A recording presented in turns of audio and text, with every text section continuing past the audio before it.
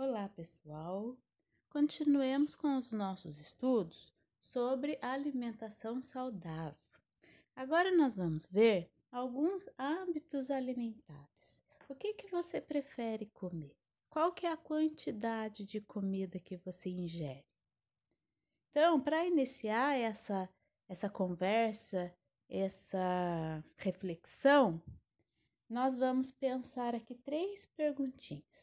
Na sua opinião, é preciso comer em grandes quantidades para termos uma alimentação saudável? Que tipo de alimento fornece mais energia ao nosso corpo? Quais os alimentos podem causar obesidade se ingeridos em excesso?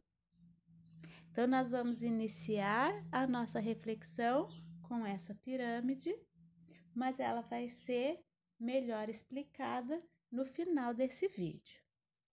O que é alimentação? Os alimentos. O que pode ser usado para alimentar, para nutrir, né? A alimentação saudável. Então, a alimentação é responsável pelo nosso sustento, para o abastecimento das substâncias imprescindíveis à manutenção da vida. Mas nós precisamos ter uma alimentação saudável, o que é aquilo que é bom para a saúde, que é salutar, importante. Uma alimentação saudável, né? Que é útil e benéfico, é vantajoso, é propício. Então, a gente ter uma alimentação saudável, a gente tem muitas vantagens. Pensem nisso. Então, eu trago para vocês aqui uma definição de alimentação saudável, que vai variar de cultura para cultura. Então, a alimentação saudável pode adquirir muitos significados dependendo do país ou da região, aqui dentro do Brasil mesmo, da cultura e da época, porque cada época que se vive, né, os anos vão passando, a alimentação vai mudando. Porém, em geral, a alimentação saudável é sempre composta de uma alimentação equilibrada, que a gente já viu que para ter uma alimentação saudável, uma alimentação equilibrada, nós precisamos ingerir alimentos diferentes, ter um prato colorido, né?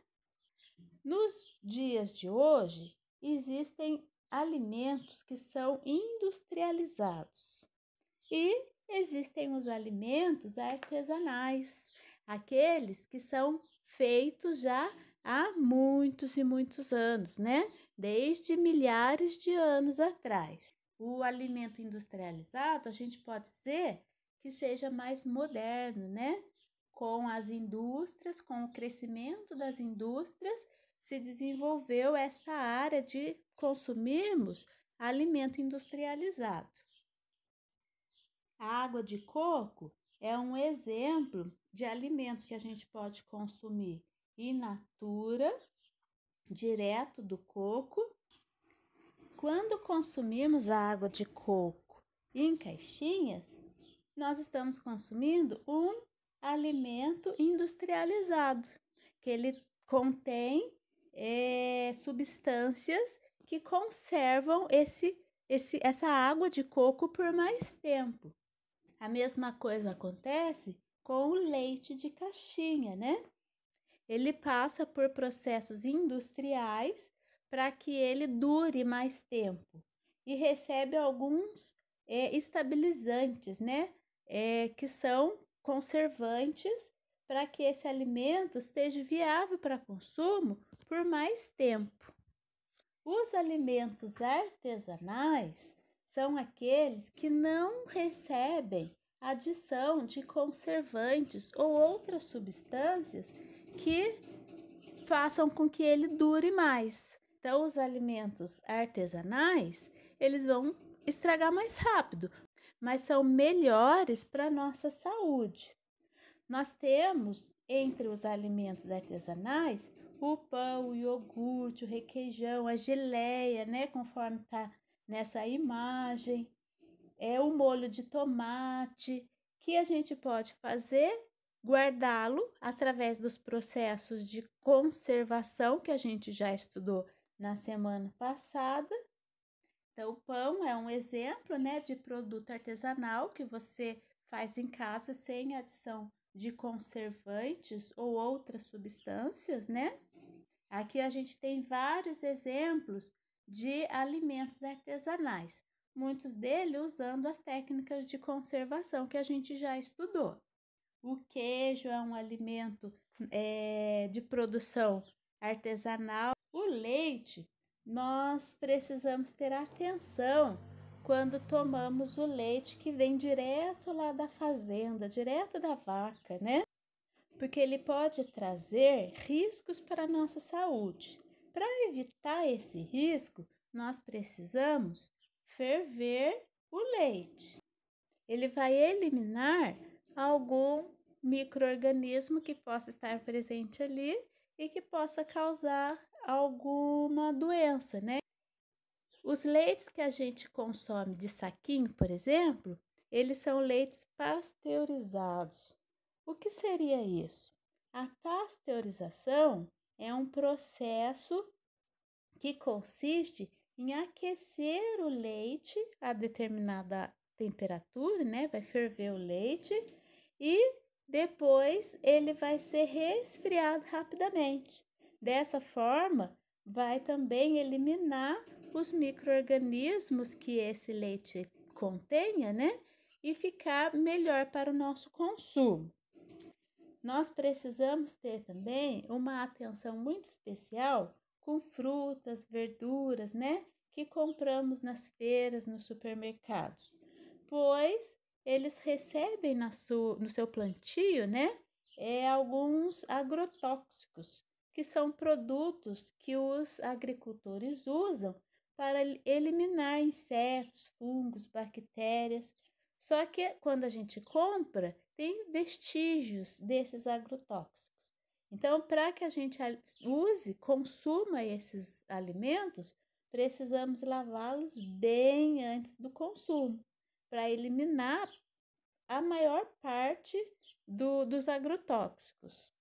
Se possível, a gente conseguir consumir frutas e hortaliças, né? Verduras, legumes.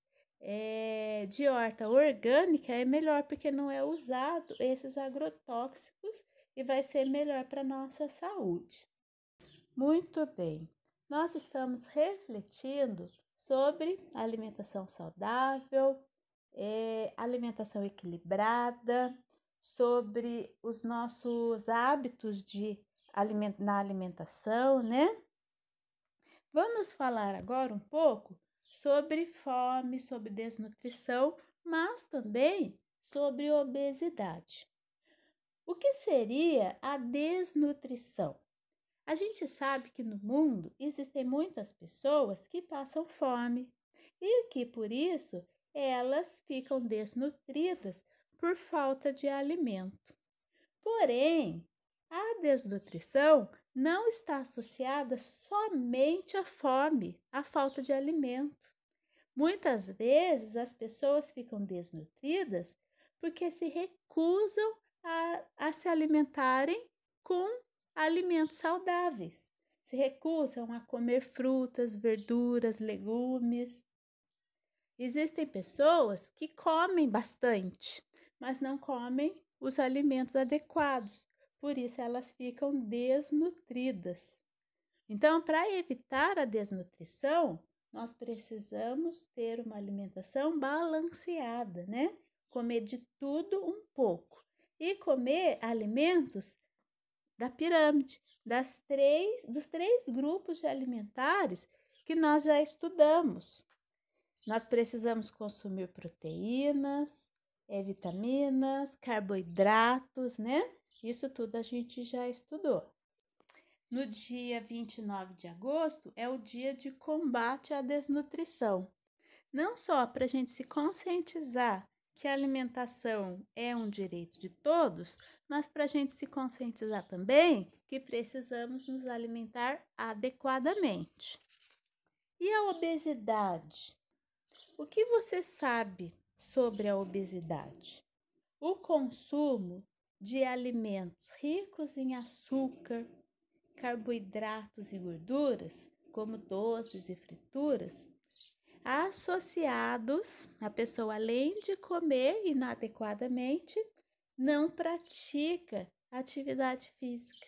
Isso pode levar ao acúmulo de gordura no nosso corpo, e o que pode causar muitas doenças, como doenças cardíacas, diabetes e muitas outras, colesterol, né? Para evitarmos a desnutrição ou a obesidade, nós devemos ter uma alimentação equilibrada.